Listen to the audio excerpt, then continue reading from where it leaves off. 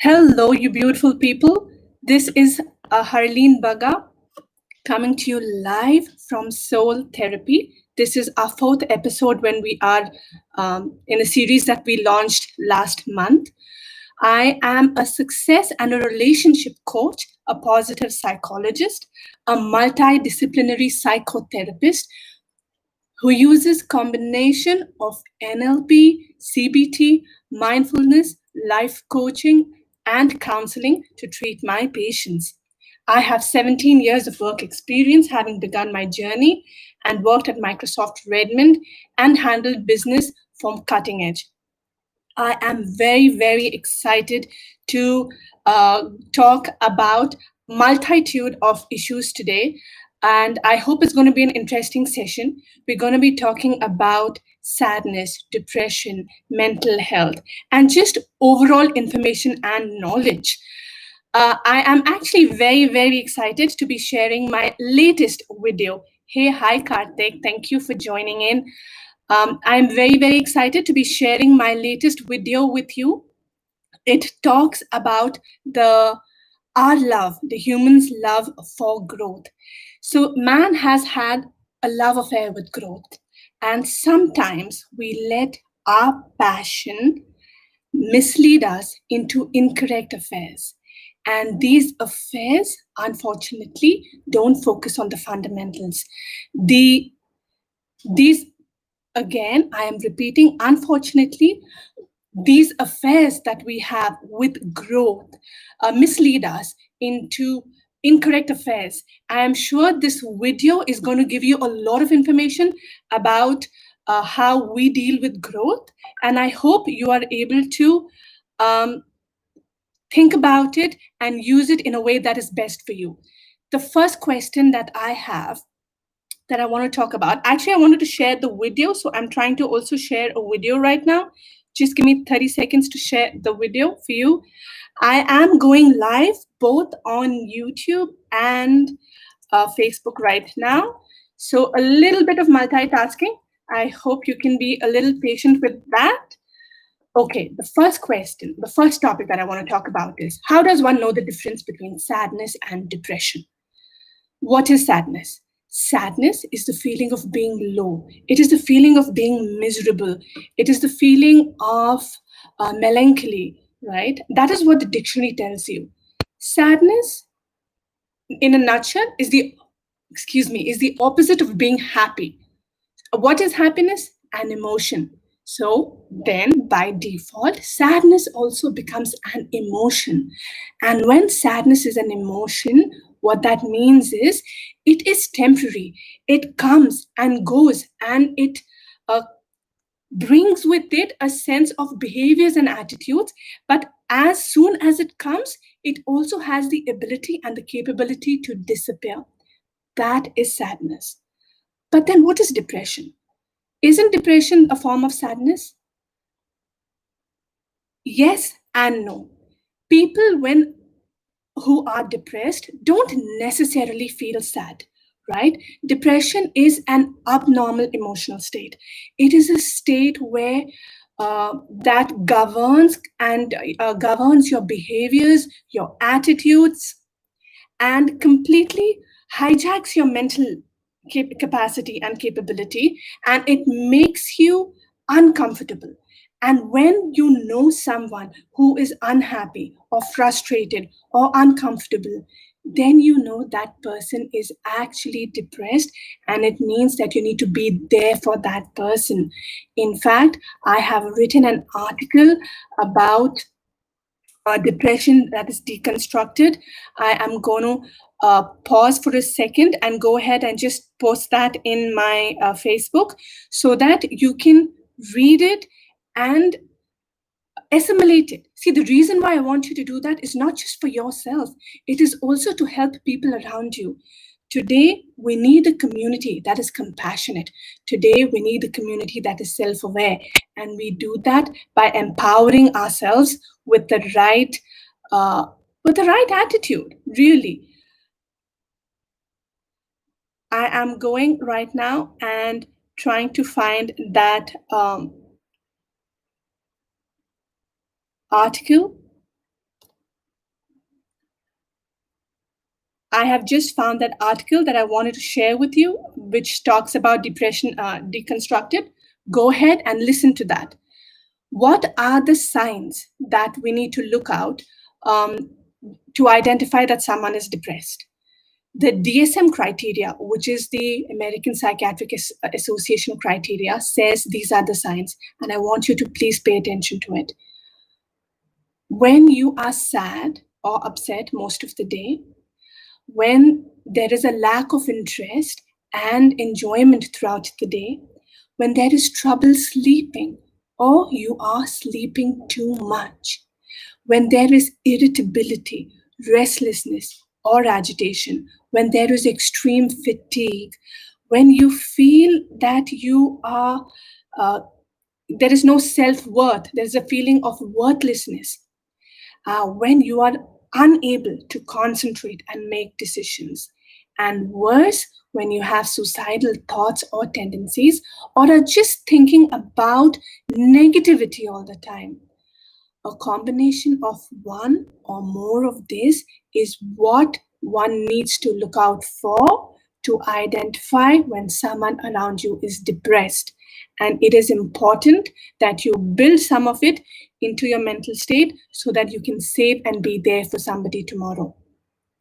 The next thing that I want to talk about is how does food habits affect mental health? That's such a simple thing. Why not? If we can take care of ourselves and avoid a negative state completely, then why should we not do it, right? Let's talk about that. The short answer to that question is yes. Food habits definitely affects mental health. That's a known thing. That's not rocket science. Food habits cause obesity, it causes other health issues, it causes a ripple effect that affects the people around you and your family. So, how does it affect mental health? One, obesity can lead to other health issues, including mental health.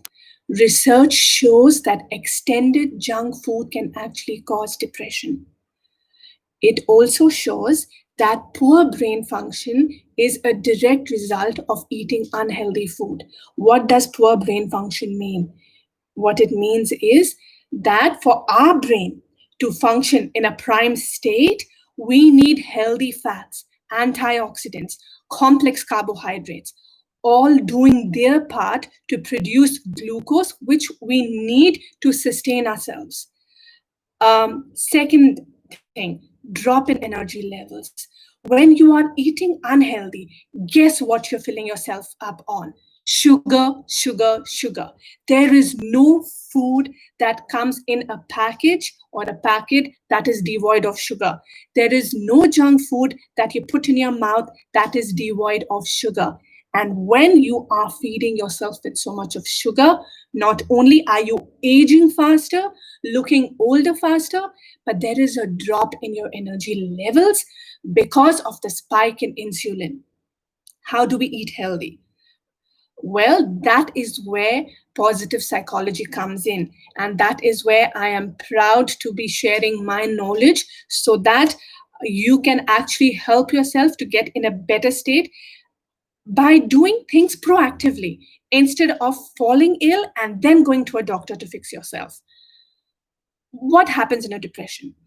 In depression, our hormones, which are serotonin, norepinephrine, and dopamine, their levels drop. So, what is the solution?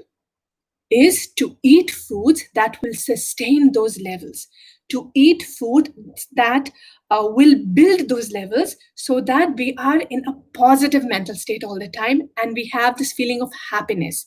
How do we increase serotonin? Serotonin is a mood affector. Very simple. Bananas, high protein foods. If you feel yourself with poor memory, with low moods, with mood swings, craving for sweet or starchy foods, if you're having difficulty sleeping, if you're suffering from low self esteem, anxiety, or aggression, that is a sign that you have low serotonin levels. The antidepressants that is subscribed or prescribed to you is nothing but an SSRI. It is a form of serotonin that is given to you. Wouldn't it be nice to be proactive and actually protect and safeguard ourselves? That is what my role today is. That is what my quest is, to save you, to help build the community. It's not about coming to me and me earning from you. It is me serving you so that together we can build a community that is sustainable, where we are not using and abusing each other. Second, oxytocin. Oxytocin is used to treat depression and anxiety. How do you increase oxytocin in your body? Very simple. You expose yourself to sunlight. Sunlight is a very, very positive thing. Sunlight actually increases the production of melatonin. And when melatonin increases, it actually increases oxytocin. The things that I don't want you to do is um, I don't want you to use your blue screen before sleeping. That acts as an anti oxytocin. I do not want you to be disrupted with cell phones and Wi Fi and electric gadgets. Blue light is extremely, extremely bad. So take care of this and keep these in mind if you truly, truly care about your health as well as the health of people around you. The third and the easy thing to do is we are going to tackle the GABA neurotransmitter, which is helped to treat anxiety. How do you make sure that we have these good hormones and good juices in our body? By eating right, fermented food, curd, cruciferous vegetables. Cruciferous vegetables are broccoli, cabbage, cauliflower, Brussels sprouts, mushrooms, tomatoes, buckwheat, peas, sweet potatoes. These are all very useful for having that feeling of positivity in your body, for making sure that your body has a good balance of those hormones and juices that are needed for you. Dopamine. I spoke about dopamine being a key and a crucial element for depression. How do we make sure that dopamine is always there in the body in a healthy form? Very simple. Again, helpful, lots of high protein food. It doesn't mean that you start eating dal and fill yourself with meat all the time. There has to be a balance. Things that work is exercises, probiotics, massage, listen to music.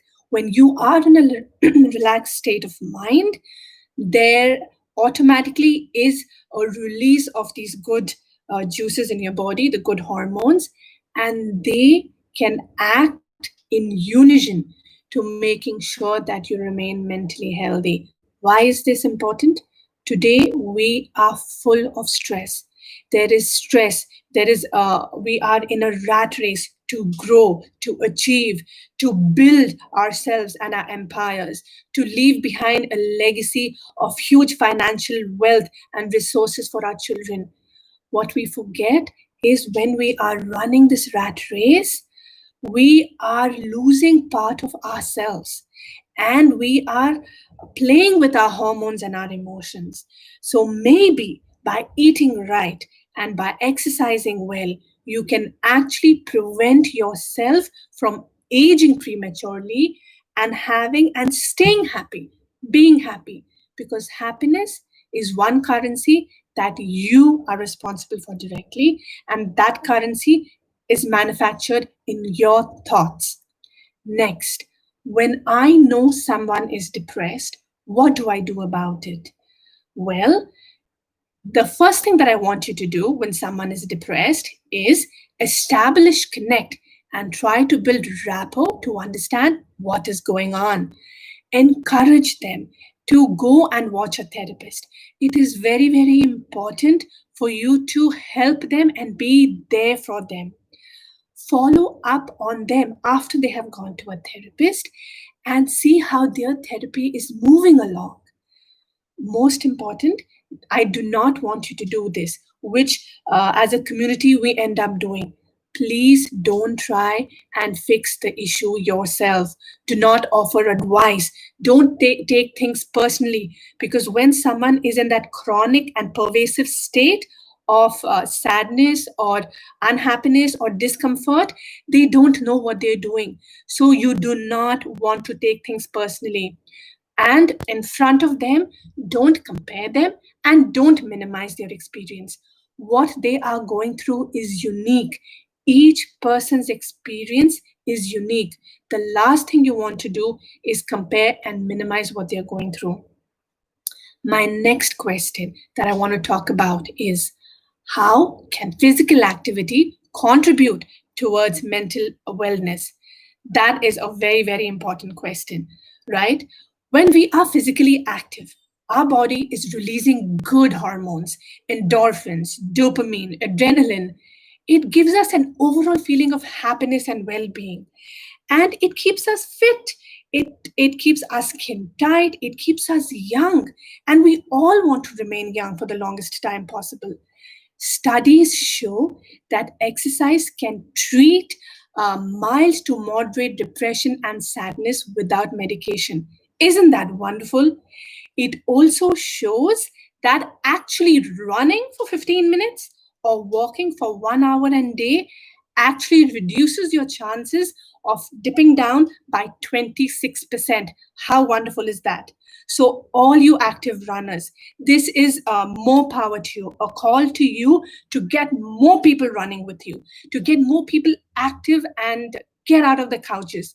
Because the moment you start doing that, you are relieving yourself of depression symptoms.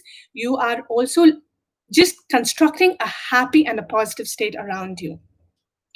Remember, when you are stressed, how do you feel? Tensed, your muscles are tight, your body is aching. How do you relieve that? By feeling happy. How do you feel that? How do you stay happy? By moving yourself. So come on now, get up, move yourself, do some exercises, hand up, hand down, shake, dance, do whatever you need to do. But moving and dancing is, and just being active is key to your mental health. Other benefits. If you think that was the list, you are mistaken. If you are looking for sharper memory and thinking, a higher self esteem, better sleep patterns, more energy, stronger resilience, this is the call for you to become active. If you are jealous or envious of that partner who looks younger, who has a sharper memory, has a high morale self about themselves, and are able to sleep better, go join them. Go join and do those physical activities. Keep yourself busy, connected. It uh, Being active can do wonders to your mental health. It can do wonders to your anti-aging. It can do wonders to your sleep, because once you sleep better, you feel better. Once you feel better, you are more productive. And once you're more productive, guess what? You have sharper memory and better thought process. So you know what to do right now. Last question is, what do we do, or who do we go to treat depression? Um, I no, there is a lot of confusion today about who do we go to. Do we go to a psychologist? Do we go to a psychiatrist? Do we go to a psychotherapist? So I have actually made a video that talks about the difference about all these three. I will share that video out, but for the purpose of this live session, I'm going to talk about it again. A psychologist is basically someone who studies psychology. What is psychology? Psychology is the study of how the brain functions in the context of emotions, thoughts, attitudes, and behaviors. That is what a psychologist is. What is a psychiatrist? Psychiatrist is a doctor who is eligible and uses medicines to treat conditions. What is a psychotherapist? A psychotherapist uses the foundation of psychology to understand and unravel what is going on with you, what is really going on, where is the imbalance between your thoughts, your behavior, and an attitude. And they use techniques like I mentioned earlier, like NLP, CBT, mindfulness, life coaching, just basic counseling. They use techniques like that not just to treat you, but to build you up and to empower you with an alternate form of behavior that works better for you. So, given your situation, you have to figure out who you need to go to. All three are valid streams. And I do not want to talk ill about any of that because that would go against my uh, against who I am, right? So everyone is important. Everyone who is doing this genuinely needs to be trusted, and you need to trust. So figure out who you want to go to, what do you want to do. You can also go to a psychotherapist for simple issues. It doesn't have to be depression. Issues about, you know what, I am just unhappy, I am sad, I am frustrated, I am unable to grow at work, my child is upset, I'm unable to control my anger, I need to grow, I'm not motivated enough, there's a lot of stress and anxiety in me. Any issues, any manifestation of emotions within you calls for action. Do not ignore yourself. Those are nuggets, and those nuggets can grow and blow. So make sure you are protecting yourself, because at the end of the day, you, my friend, are the most precious resource you have.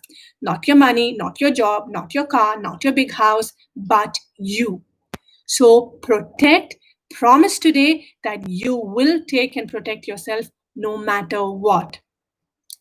I will actually share with you that video in a bit about, because I want you to think about it, reflect, and think and take that decision with an open mind. I know we are in a state where lockdown is breathing down our neck, and we are frustrated and we don't know what to do. With that in mind, I have also created a video for a cheat sheet for parents on what they need to do, on tips and techniques on how to provide a healthy environment for your children, on how they can feel efficient and productive without the tension of the lack of space. Do listen to that video. And as always, I am looking for feedback. It is very, very important that you leave me feedback, because feedback is key. My quest is different. I started as a software engineer. I worked 17 years in the corporate industry. So my journey and my reason to get into this field of community service is just that. And for me to know on how I can serve you better, I need feedback. I need your help, people, to help build that community of soul therapists, so that together we truly, truly can build a community where we are building ourselves up, so that nobody has to then die or commit suicide. I know it's a tall order to ask, but if we work together, change starts one bit at a time, bit by bit, moment by moment. Let's make that change together. I also very recently actually spoke to someone who is elderly, and I want to quickly talk about that. There is a video on it which I will share, but I will also just share that information because we have a few minutes right now. How do you change the mindset for non IT folks to accept and enable work from home? Very simple. I understand, right? All people in business families, in the non IT families, that it is, you have been used to a certain format of working, going to work, sitting in your cabin, interacting with people, getting that source of that rush of power, that rush of self esteem and self worth is key and part of your DNA, which makes you effective, productive, and efficient. Not meeting people, not getting that rush of self ego and self boost can trouble you today. But the things that I want you to do is this. First, invest in a good table and chair. Make a workstation and a workplace at your home. Once you have an allocated work environment, a workstation, or a table, your mind will automatically begin to change and accept the change that you can work productively and effectively even at home. Second, delegate. If you have people at work taking care of certain production lines, facilities, packaging, dispatch, delegate. It's very important for you to trust them and delegate. And when you are delegating, do not question what they are doing. A big part of delegation is trusting them, trusting someone to do the best. So I want you to, when you delegate, I want you to be able to step back.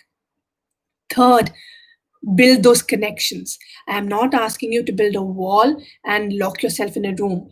Build connections. Invest in a good conferencing gadgets and a good conferencing tools. So talk to the people, talk to your customers, talk to people at work, your factory workers, connect to them face to face. I do not want you to do audio calls. I want you to do video calls. You know why? Because once you do a video call, it establishes connect. It is connecting you to the other person. And once you are looking at them and establishing that connect, you're holding everyone on that call accountable. And accountability is key for productivity. It means that when they are on the call, they are bringing all of them on that call. And that is what you need. You need a sense of reassurance, especially in a work environment where things are going to move forward only on trust and faith. The last thing that I want you to do is invest in cameras. Cameras will become your ears and eyes when you are not at work. This is the time to protect yourself. See, I don't know what is happening and what the situation is at the ground level where you are.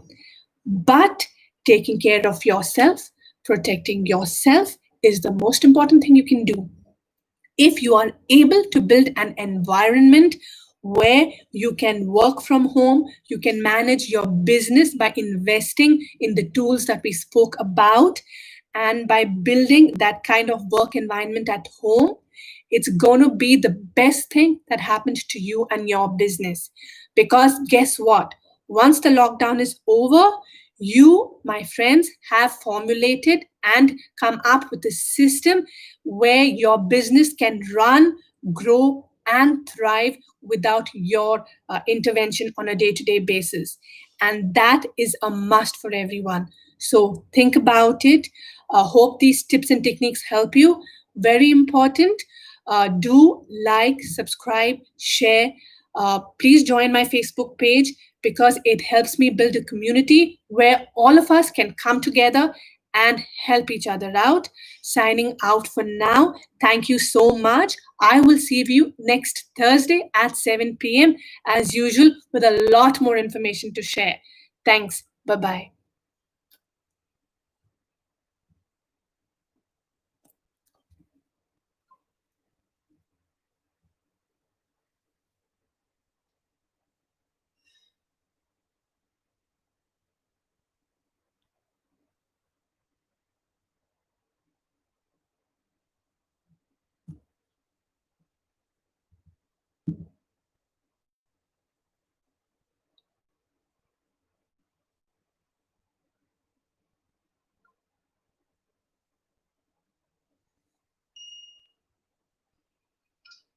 Hello.